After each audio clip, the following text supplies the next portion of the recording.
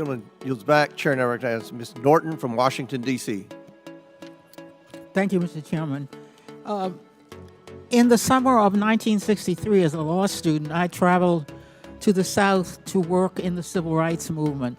When I arrived in Jackson, Mississippi, I was met by a civil rights activist who showed me around town and tried to convince me to work in Jackson that summer. I recall talking with him and his wife about the raw atmosphere in Jackson. Later that day, he took me to the bus station for my trip to my assignment. That night, he was assassinated outside his home. His name was Medgar Evers. I condemn the political violence. It is a threat to democracy. I want to discuss one of the roots of political violence, guns. For years, Republicans, including a member of this committee, have introduced legislation and amendments to repeal or block the District of Columbia gun violence protection laws, including its bans on assault weapons and large capacity magazines. The shooter at the Trump rally used the mass shooter's gun of choice, an assault weapon, specifically an AR-15 style rifle, and presumably a large capacity magazine, which is defined in DC as a magazine that can hold more than 10 bullets. Under current DC law, DC does not recognize concealed carry permits issued by other jurisdictions, but it does issue concealed carry permits to both residents and non-residents. However, DC imposes a number of requirements on concealed carry applicants, including suitability, such as not having exhibited a propensity for violence or instability. Moreover, DC residents restricts where the guns can be carried, such as a political demonstration near the White House and Naval Observatory, or near people under Secret Service protection, provided the permit holder has been given notice. This week, the House is expected to consider the fiscal year 2025 Financial Services and General Government Appropriations Bill. This Republican drafted bill would allow an individual with a permit to carry a concealed handgun issued by a state or territory to carry a concealed handgun in DC, regardless of that jurisdiction's permit requirements. A Republican has filed an amendment to that provision to allow such an individual to carry a magazine of any size with that handgun. In short, the pending bill and amendment would allow any person with a carry permit issued by another jurisdiction to carry a concealed handgun with a magazine of any size in any location in the District of Columbia. The Secret Service is responsible for protecting a large number of people and facilities in D.C. Director Cheatle, would Secret Service protectees in D.C. be safer or less safe if people who have exhibited a propensity for violence or instability could carry a concealed handguns in D.C.? I think being a Secret Service agent and an officer or a law enforcement officer in any state is difficult. They are required to make decisions and snap judgments in the blink of an eye. And I think that the officers and the agents that work here in the DC area do a great job of monitoring the public and reacting to threats as appropriate when they arise. Would Secret Service protectees in D.C. be safer or less safe if people in D.C. could carry concealed handguns with large capacity magazines? I think, ma'am, that we work in parameters where we travel around North America, and the rules on open carry and concealed carry are different from state to state. and that is part of what the Secret Service takes into account when we develop a security plan. Obviously, anyone that comes into one of our protective sites, we would establish magnetometer support, metal detectors that personnel would have to process through, eliminating that potential. Would Secret Service protectees in D.C. be safer or less safe if more people could carry handguns in D.C.? I think, again, as I stated, ma'am, we want to make sure that we provide a safe environment for all of our protectees, and whatever measures we would need to put in place for a secure site, we would do so.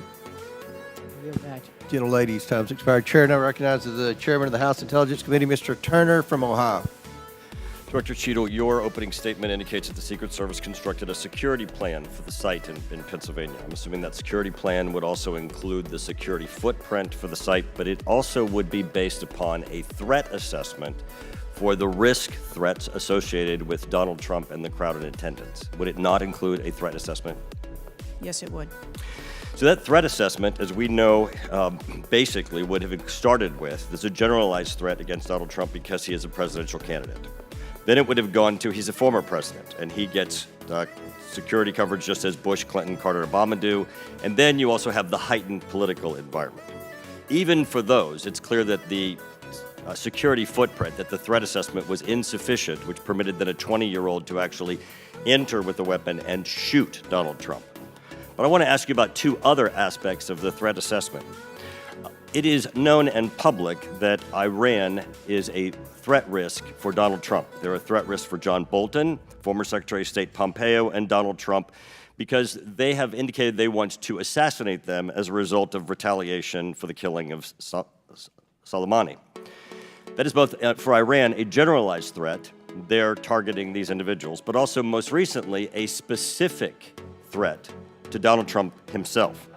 Now, I want to enter into the record by UC a Department of Justice Public Affairs release, a CNN article, an article from Fox News, and an article from CBS, all of which acknowledge Without objection to order. that this threat exists for Donald Trump from Iran, and that there are specific threats, most recently, that have been acknowledged. Director Cheatle, have you read the intelligence of the generalized threat to Donald Trump by Iran as a result of their desire to retaliate for the killing of Soleimani?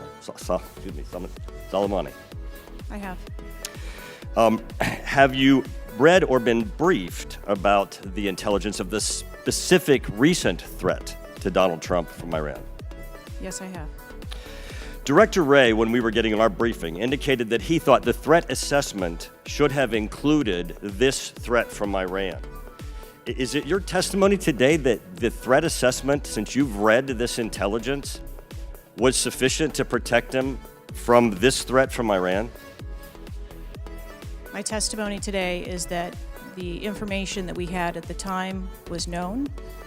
Was it sufficient? Director Cheatle, was it sufficient for the Iranian threat that you said you have read the intelligence briefings for? That information was passed to... Well, I'm not asking the bureaucratic issue of who did it get passed around to. Director Cheatle, was it sufficient for the specific and generalized threat to Donald Trump's life from Iran? Yes, I do believe it was. Director Cheatle, is an Iranian assassin more capable than a 20-year-old? Sir, I think we've acknowledged that there was gaps and a failure that day. When I raised this issue with Director Wray, he was incensed. He was shocked that the threat assessment of Iran did not seem to be, as we and I discussed, baked in to your security footprint and your threat assessment. And he went on to say that the generalized threat that he has told the whole country that we are under from a potential terrorist threat. He has said we're under the highest threat level since 9/11, that the lights are flashing red. And he has specifically indicated that people have crossed the southern border as a result of the Biden administration's policy, and that there are in our country today terrorists and individuals who are affiliated with terrorist groups and organizations. That would be a heightened threat environment, Director Cheatle, would it not? Yes. In his public statements, he has said he is making these statements because he wants people to take them into consideration in threat assessments, specifically. Now, that would be a threat not just to Donald Trump, but it would also be a threat to the crowd there, wouldn't it? Yes. Are ISIS terrorists and Al-Qaeda terrorists and international groups and terrorists more capable than a 20-year-old in pulling off either a mass shooting or an assassination of Donald Trump? Sir, again, there was clearly a breakdown and a failure that day. Have you read the intelligence of the terrorists that are currently in the United States that Director Wray speaks, and those individuals that are here that are affiliated with terrorist groups and organizations that are in the process, as Director Wray said, of representing a significant threat of a terrorist attack occurring in the United States? I have read reports that apply specifically to the Secret Service's mission.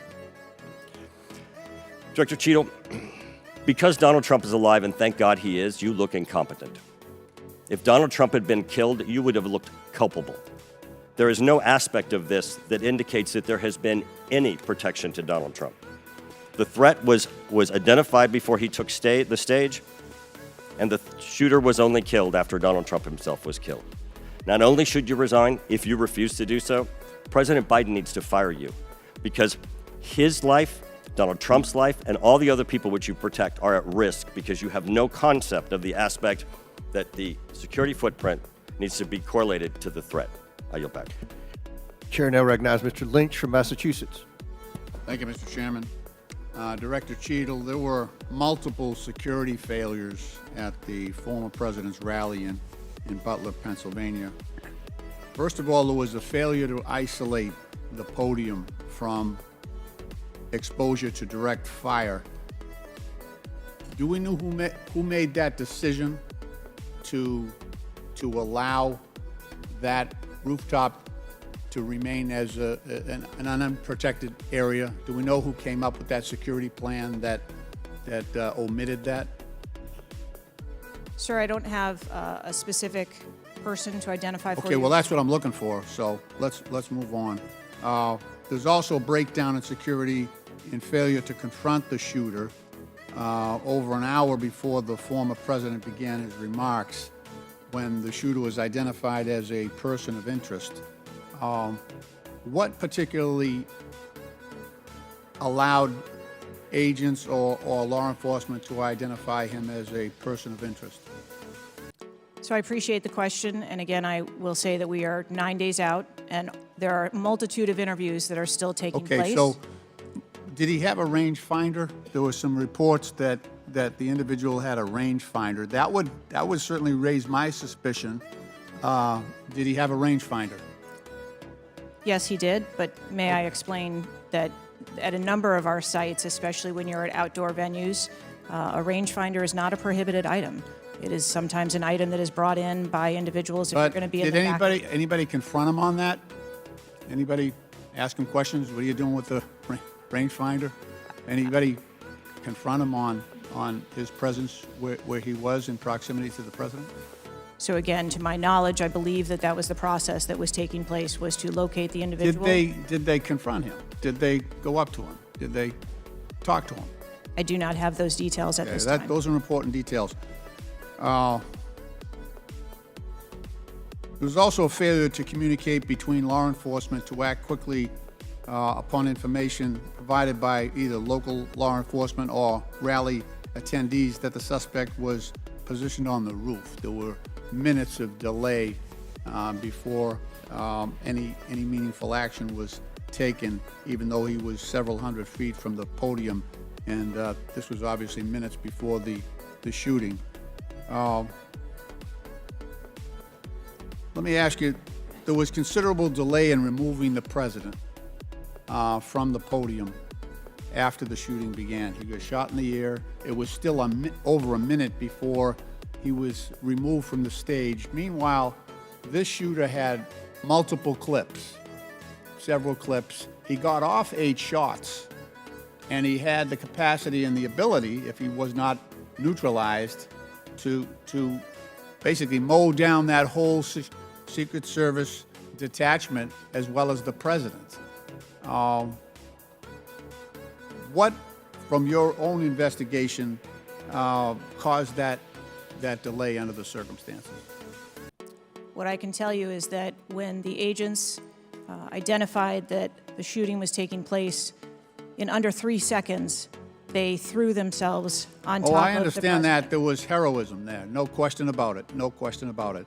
But protocol would indicate, and these are,